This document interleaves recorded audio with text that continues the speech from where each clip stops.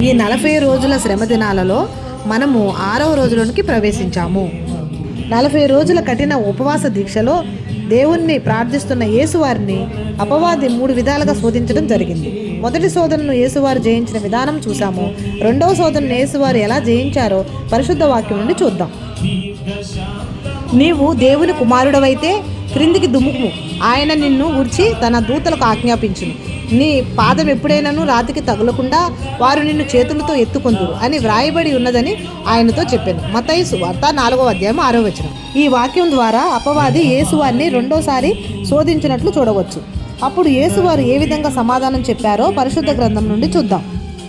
అందుకు యేసు, ప్రభు అయిన నీ దేవుని నీవు శోధింపవలదని మరి ఒక చోట వ్రాయబడి ఉన్నదని వానితో చెప్పాను. మత్తయి సువార్త 4వ అధ్యాయము 7వ వచనం. ఈ విధముగా యేసువారు అపవాదిని ఎదిరించే శక్తిని ప్రార్థన ద్వారా పొందుకున్నట్లు గమనించవచ్చును. ఆమేన్.